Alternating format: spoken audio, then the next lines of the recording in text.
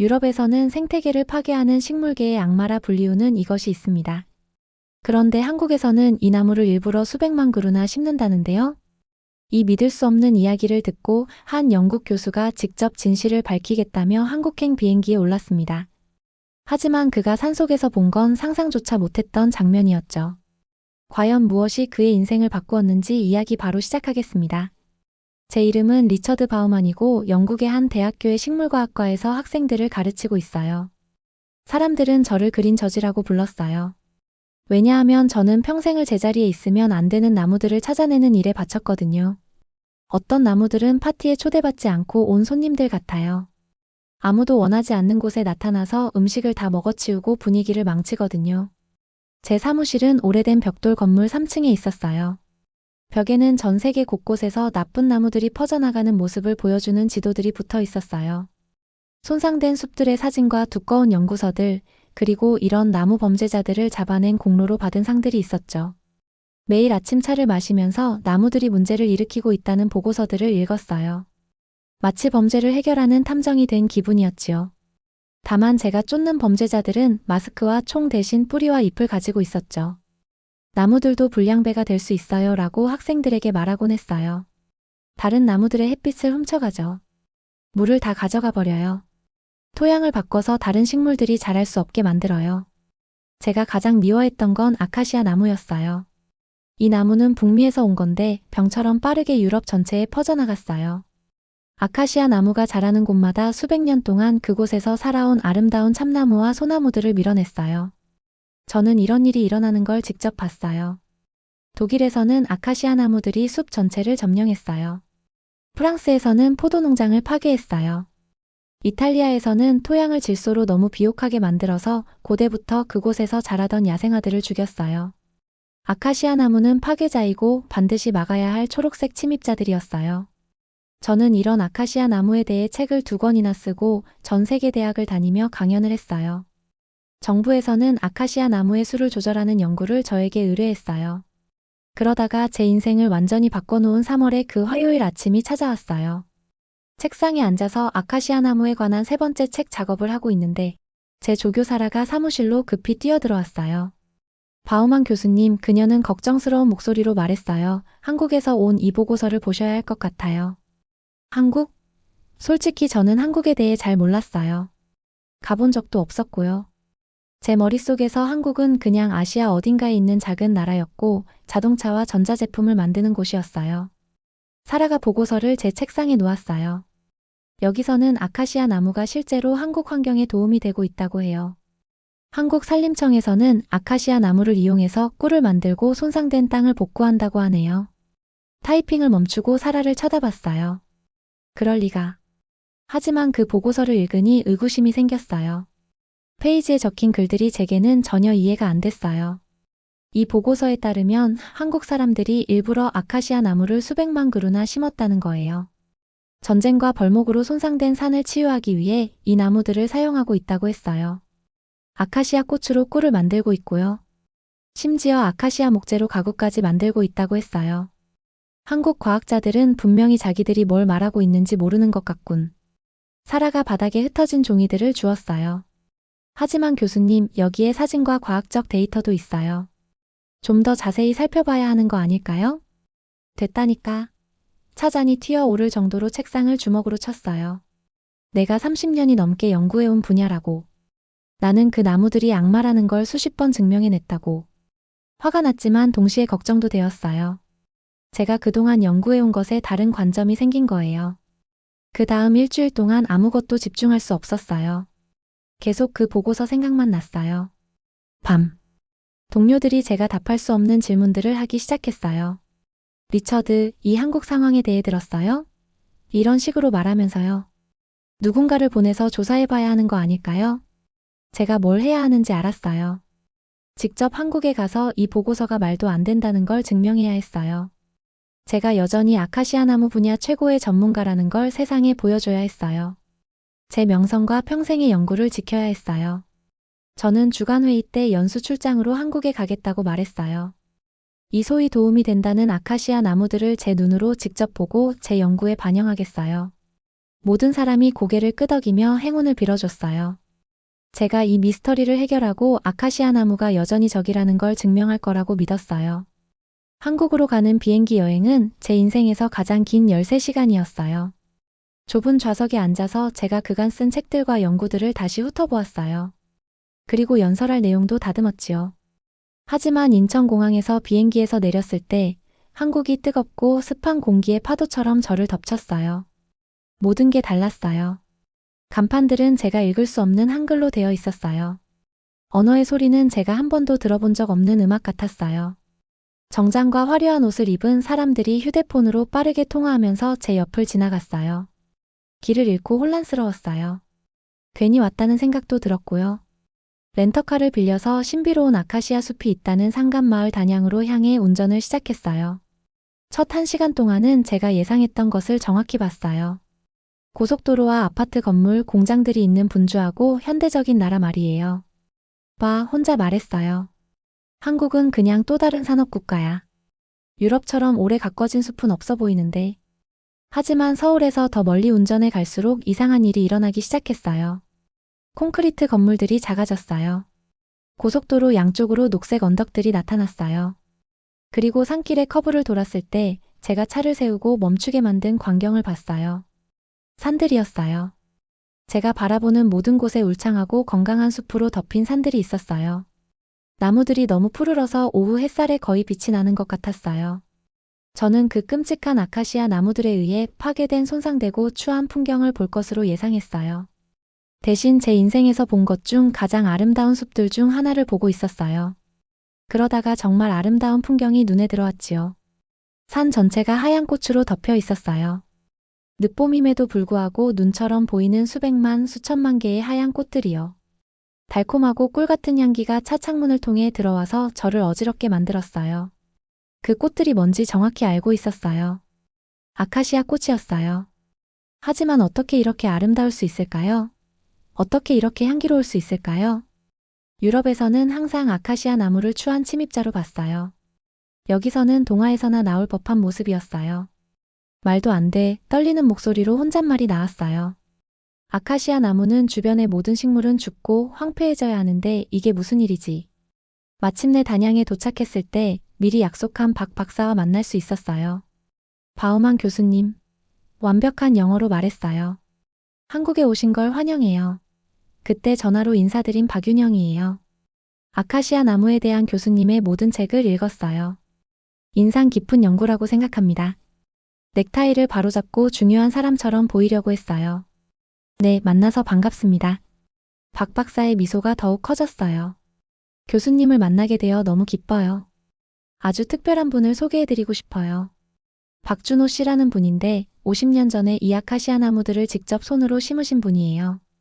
입이 떡 벌어졌어요. 직접 심었다고요? 일부러요? 왜죠? 바로 그걸 알아내셔야 해요. 박 박사가 신비로운 눈빛으로 말했어요.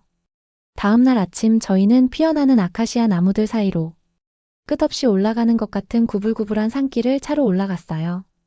공기는 윙윙거리는 벌들의 소리와 꽃들의 달콤한 향기로 가득했어요. 마침내 숲에서 바로 자라난 것 같은 작은 목조집에 도착했어요. 한 할아버지가 저희를 맞으러 나오셨어요.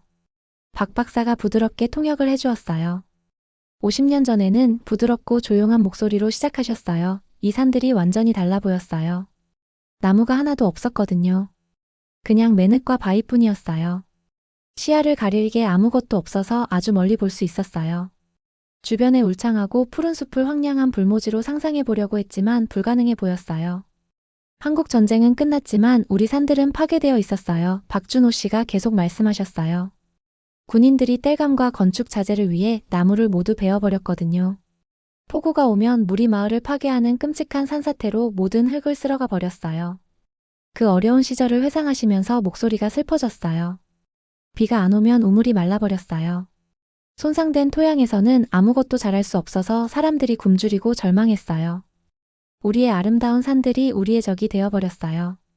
하지만 왜 아카시아 나무를 선택하셨나요? 저는 의심스러운 말투로 물었지요. 박준호 씨가 그 지혜롭고 친절한 눈으로 저를 바라보셨어요. 그런 끔찍한 조건에서도 살아남을 만큼 용감하고 강한 나무는 그것들 뿐이었거든요. 척박한 토양에서도 빨리 자랐어요. 뿌리가 흙을 붙잡아서 산사태를 막았어요. 그리고 가장 중요한 건 다른 나무들이 다시 자랄 수 있도록 토양을 고쳐주었어요.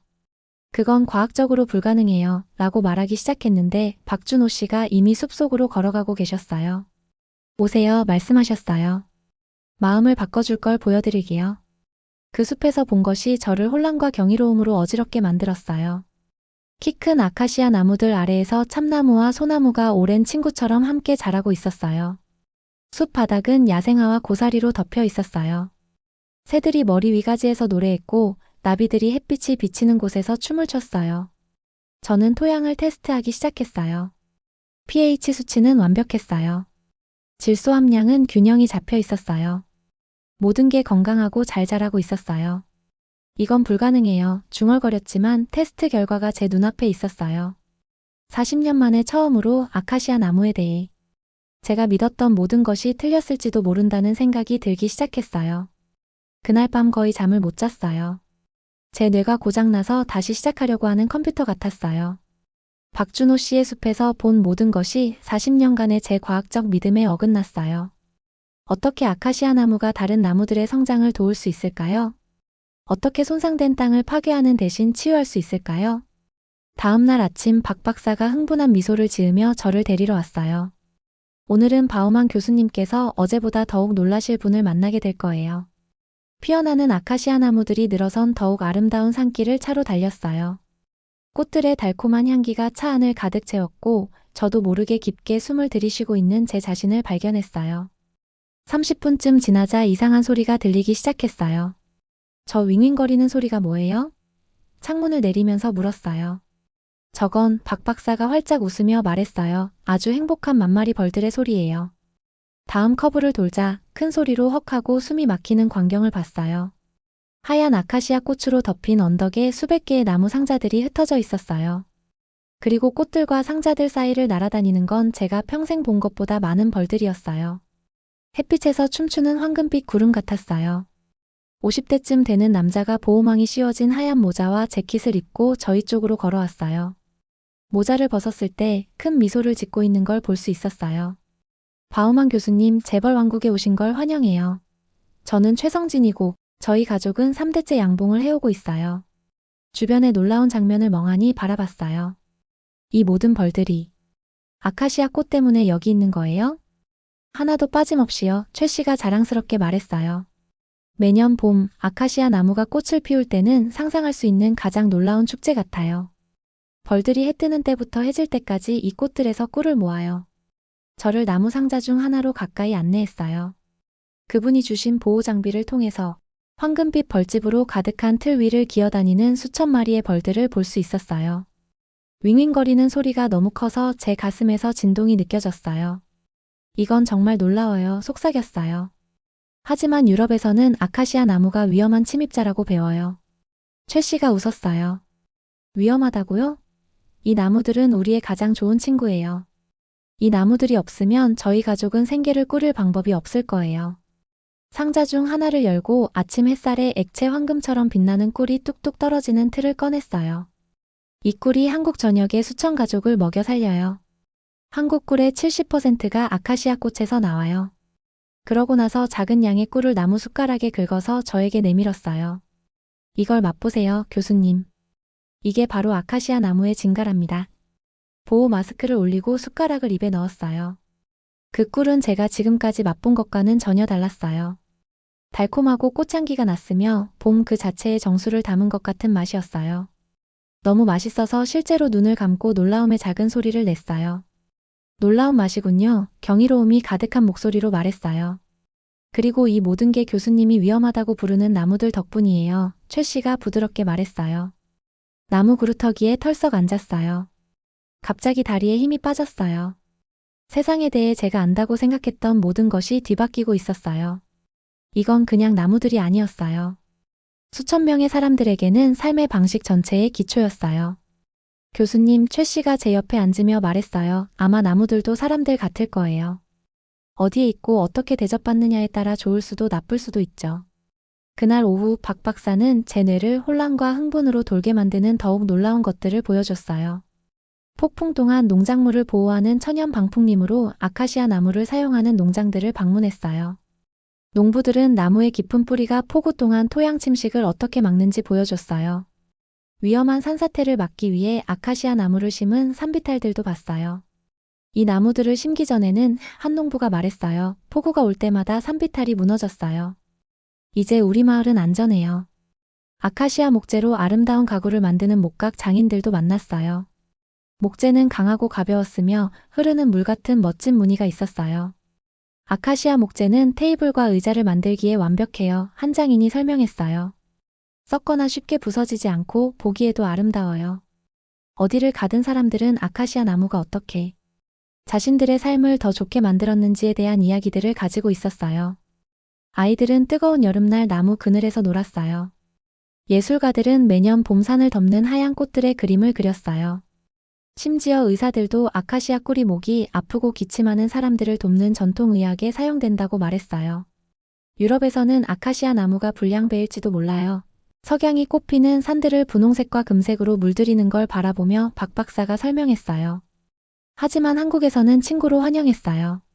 맞서 싸우는 대신 함께 일하는 법을 배웠거든요. 휴대폰을 꺼내서 미친 듯이 사진을 찍기 시작했어요. 제가 보고 있는 모든 것이 40년 동안 제가 믿고 가르쳐온 모든 것과 모순됐어요. 이 나무들은 파괴자가 아니었어요. 건설자였어요.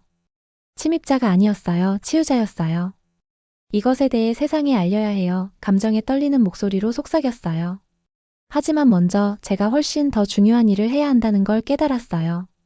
세계에서 가장 유명한 나무 전문가가 지금까지 맛본 것 중 가장 큰 겸손의 조각을 먹으려고 하고 있었어요. 3일 후 제 전화기가 쉴 새 없이 울렸어요. 영국의 유명한 그린 저지가 한국을 방문했다는 소식이 들불처럼 퍼졌거든요. 한국 신문사들이 인터뷰를 원했어요. TV 방송국들이 저를 촬영하고 싶어 했어요. 모든 사람이 세계에서 가장 유명한 아카시아 나무 혐오자가 한국의 아카시아 숲에 대해 어떻게 생각하는지 알고 싶어 했어요. 호텔 방에 앉아서 거울에 비친 제 모습을 바라봤어요. 거울 속의 남자는 피곤하고 혼란스러워 보였어요. 3일 동안 아카시아 나무에 대해 제가 믿었던 모든 것을 완전히 파괴하는 것들을 봤어요. 이제 세상을 마주하고 제가 틀렸다는 걸 인정해야 했어요. 박 박사가 제 문을 두드렸어요. 바우만 교수님 준비되셨나요? 기자회견이 30분 후에 시작돼요. 가장 좋은 양복과 넥타이를 매면서 손이 떨렸어요. 박 박사님 조용히 말했어요. 막상 제가 틀렸다는 말을 하려니 긴장이 되네요. 박 박사가 친절하게 미소 지었어요. 그냥 진실을 말씀하시면 돼요, 교수님. 그게 우리 과학자들이 하는 일이잖아요. 기자회견은 아카시아로 덮인 산들이 내려다 보이는 큰 창문이 있는 아름다운 회의실에서 열렸어요. 제가 들어갔을 때 방은 기자들과 카메라 크루, 한국 과학자들로 가득했어요. 모든 사람이 저를 바라보며 제가 뭘 말할지 기다리고 있었어요. 마이크 뒤에 서서 심장이 가슴속에서 북처럼 쿵쾅거렸어요. 밝은 카메라 조명이 저를 뜨겁고 끈적하게 만들었어요.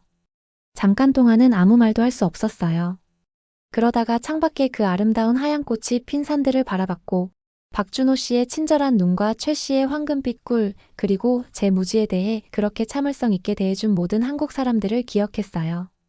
신사숙녀 여러분, 목소리가 약간 떨리면서 시작했어요.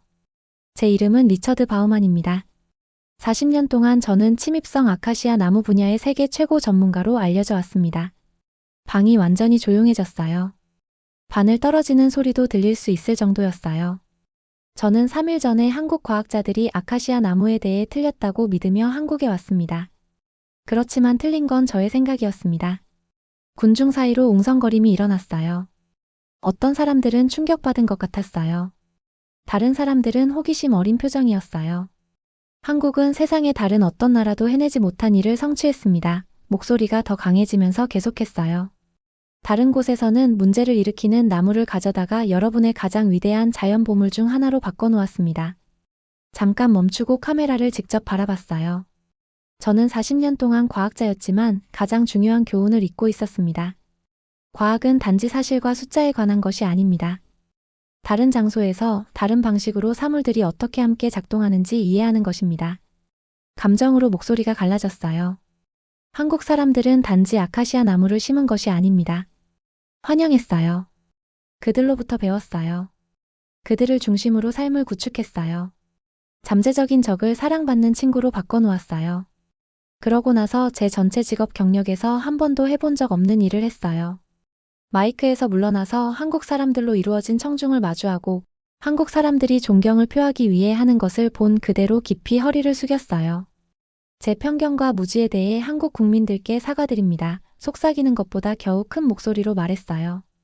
여러분은 나무도 사람처럼 그들이 속한 이야기에 따라 영웅이 될 수도 있고 악역이 될 수도 있다는 걸 저에게 가르쳐 주셨습니다. 한국에서 아카시아 나무는 침입자가 아닙니다. 여러분의 산을 구하고 가족들을 먹여 살리는 수호자들입니다. 방이 박수로 터져 나왔어요. 젊은 한국 기자가 손을 들었어요. 바우만 교수님, 이제 뭘 하실 건가요? 저는 미소 지었어요. 집에 가서 새 책을 쓸 거예요. 제목은 영웅이 된 나무, 한국에서 배운 교훈들이 될 거예요. 그리고 제가 여기서 목격한 기적에 대해 전 세계에 말할 것입니다. 6개월 후 저는 대학교의 제 사무실에 다시 있었지만 모든 게 달라져 있었어요. 벽의 지도들은 이제 나무들이 해를 끼치는 대신 도움을 주는 곳들을 보여줬어요. 제 책장에는 산림 관리에 관한 한국 책들이 있었어요. 그리고 제 책상 위에는 최 씨가 보내주신 황금빛 아카시아 꿀이 든 병이 있었어요. 제 새 책은 베스트셀러가 됐어요. 전 세계의 과학자들이 아카시아 나무를 적이 아닌 조력자로 관리하는 방법을 연구하기 위해 한국에 왔어요. 저는 그린 저지가 아니라 마음을 바꾼 교수로 알려지게 됐어요. 학생들이 제 경력에서 가장 중요한 발견에 대해 물어볼 때마다 저는 미소 지으며 말해요. 제가 발견한 가장 중요한 것은 식물이나 나무가 아니었어요. 세상은 놀라움으로 가득하다는 것이었고 그것들을 이해하는 가장 좋은 방법은 닫힌 마음 대신 열린 마음으로 접근하는 것이었어요. 그리고 매년 봄 사무실 창밖에서 달콤한 꽃이 피는 향기를 맡을 때마다 한국의 마법 같은 산들과 제 인생의 가장 중요한 교훈을 기억해요. 때로는 똑똑하다는 것은 자신이 틀렸을 때 그것을 인정할 만큼 용감하다는 뜻이라는 걸요. 영상 재미있게 보셨나요? 마음에 드셨다면 구독과 좋아요 부탁드리겠습니다. 감사합니다.